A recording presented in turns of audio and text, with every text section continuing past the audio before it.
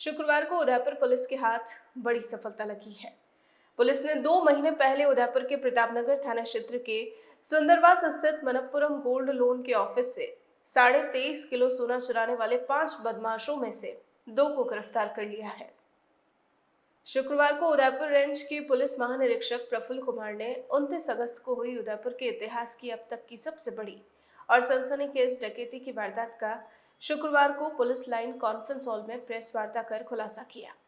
Udaipur IG Praful Kumar ने बताया कि बीते 29 अगस्त को 2 शहर के प्रतापनगर थाना क्षेत्र के सुंदरवास स्थित मनप्पुरम गोल्ड लोन कंपनी में 23.5 किलो सोना और 11 लाख रुपए नकद चुराने वाले 5 आरोपियों में से 2 को निम्बाड़ा से गिरफ्तार किया है। आरोपियों की पहचान प्रिंस कुमार और फंटूश कुमार के रूप में हुई है। आईजी प्रफुल्ल कुमार ने बताया कि आरोपियों का पता लगाने के लिए एसपी विकास शर्मा के सुपरविजन में एएसपी सिटी चंद्रशील ठाकुर और डिप्टी शिप्रा राजावत के नेतृत्व में एक बड़ी टीम का गठन किया गया था। टीम ने घटनास्थल से शुरुआत की और सीसीटीवी फुटेज का विश्लेषण किया। कड़ी मेहनत के चलते टीम के हाथ बड़ी लीड लगी। टीम को आरोपियों के डबोक स्थित किराए के मकान का पता चला, जहां आरोपी घटना से करीब 15 दिन पहले से किराए से रह रहे थे और वहीं वारदात की प्लानिंग भी बनाई गई। टीम को किराए के मकान से जरूरी सबूत भी मिले, साथ ही आसपास के लोगों से, मकान मालिक, दुकानदारों से पूछताछ की गई, जिससे मामले को सुलझाने के लिए कई जरूरी बातें भी सामने आई।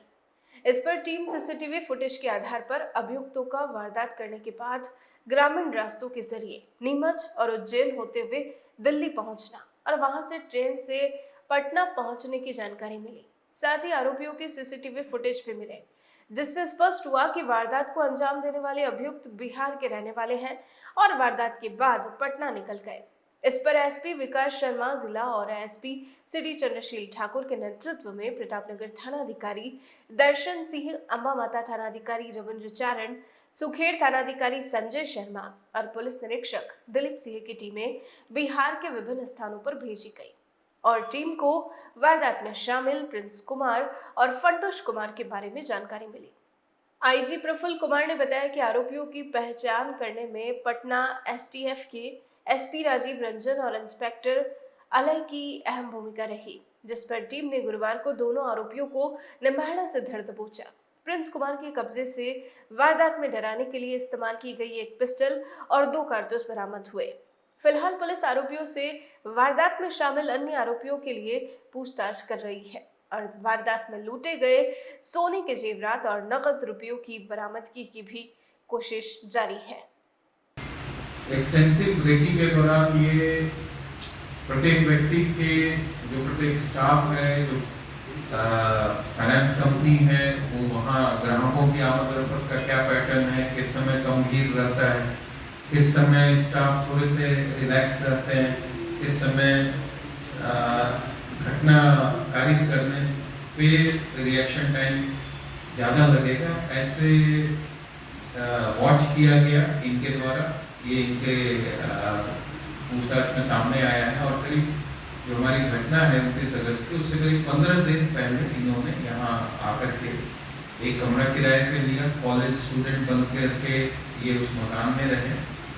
वहाँ पे इन्होंने अपना आधार कार्ड जो दिया वो फर्जी जांच से पाया गया है, नाम पते उस पर फर्जी पाए गए और जो इस पूरे वारदात में इन्होंने मोबाइल सिम वगैरह का भी प्रयोग किया है, वो भी फर्जी नाम पते से इशू किए गए हैं, जिनके विरुद्ध अलग से जो वेंडर्स हैं जिनके विरुद्ध अलग से कार्रवाई की जाए। इसमें से ही वो पश्चिम बंगाल से, मालदा नामक स्थान है पश्चिम बंगाल में, वहाँ से इशू किए गए।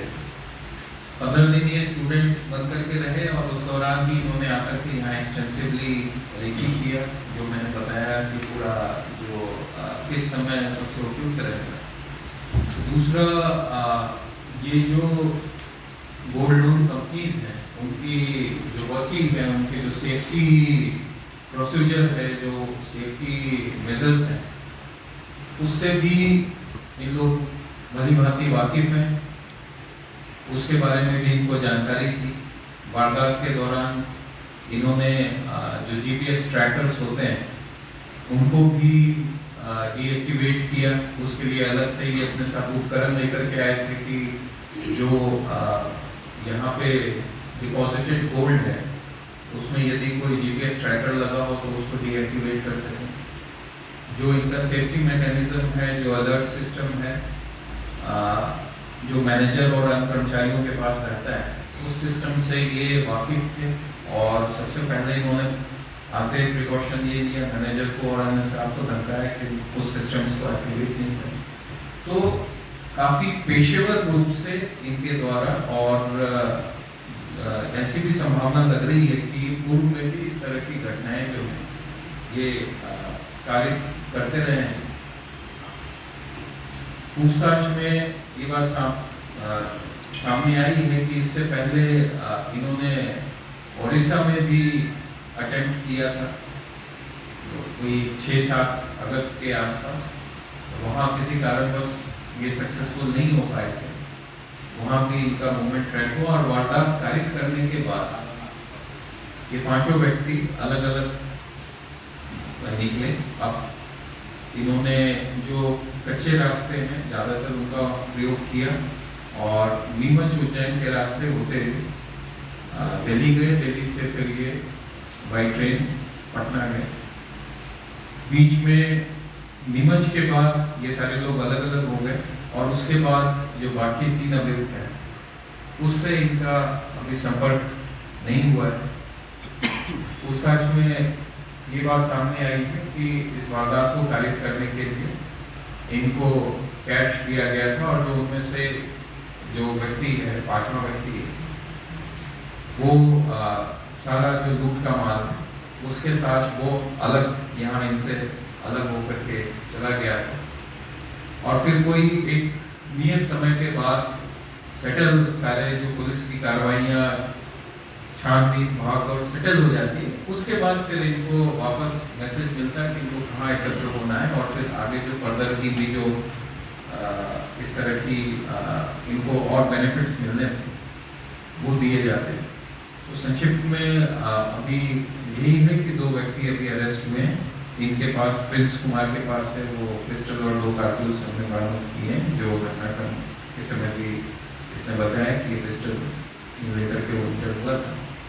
बाकी अभियुक्तों को चूंकि ये व्यक्तिशः ये खुद भी नहीं जानते हैं, उनके नाम पते उनके उपनाम से ही ये परिचित हैं, तो उसके बारे में हम और जानकारी एकत्र कर रहे हैं। इनकी गिरफ्तारी के लिए बिहार में हमारी 4 टीमें जो थी वो काफ़ी दिन तक उन्होंने कैंप किया। बिहार पुलिस के एसटीएफ से भी हमें काफ़ी सक्रिय सहयोग मिला, एसटीएफ के अधिकारियों से हमें काफ़ी सक्रिय सहयोग मिला और इनकी तस्दीक होने में, इनकी पहचान करने में एसटीएफ के अधिकारियों ने, वहाँ के जेल विभाग के अधिकारियों ने हमारी मदद की। बाकी भी आगे हमारी टीमें जो हैं बिहार और एमपी में, चूँकि इनसे जो कुछ एडिशनल जानकारी मिली है घटना के बाद की और घटना से आने से पहले के संदर्भ में, उसको तस्दीक करेंगे। जो वाहन इन्होंने यहाँ से उपयोग किए थे, 2 बाइक्स काम में ली गई, वो भी फर्जी आईडी के आधार पर इन्होंने कोटा से ट्रैक किया था। वो उस स्थान की और उसका भी चिन्हित कर्म किया जा रहा है जहाँ से इन्होंने वो कर दी थी। और बाकी जैसे जैसे जो सूचनाएं हमें मिलेगी हम आपसे शेयर करेंगे। आईजी ने कहा कि आरोपी बड़े ही शातिर और आदतन अपराधी है। पकड़े गए आरोपी प्रिंस पर बिहार में पुलिसकर्मी की हत्या सहित कई मामले दर्ज हैं। वहीं फंटुश पर भी कई मामले दर्ज हैं। वारदात को अंजाम देने वाले मास्टरमाइंड का नाम गुड्डू बताया जा रहा है, जिसने अन्य लोगों को 50 लाख से 1 करोड़ तक का लालच देकर हायर किया था। सबसे गौर करने वाली बात यह है कि वारदात में शामिल 5 आरोपी एक दूसरे को नहीं जानते थे और सभी मास्टरमाइंड गुड्डू की तरफ फर्जी नामों से रह रहे थे। प्रिंस सूरज वहीं फंटुश मनोज के नाम से रह रहा था और इनके पास फर्जी आधार कार्ड, सिम कार्ड और दस्तावेज भी थे। आरोपी लूट के लिए ऐसी ही जगह का चयन कर रहे थे जो हाईवे के पास हो, ताकि वारदात के बाद आसानी से भागा जा सके। इसके लिए आरोपियों ने लगातार सुंदरवास स्थित मनप्पुरम कंपनी के ऑफिस और आसपास की बारीकी से रेकी की। आरोपियों ने अपने भागने के रूट को भी पूर्व में ही तय कर लिया था और प्लान के मुताबिक आरोपियों ने यही किया। मास्टरमाइंड ने यह तय किया था कि लूट का माल बाद में आपस में बांट लिया जाएगा।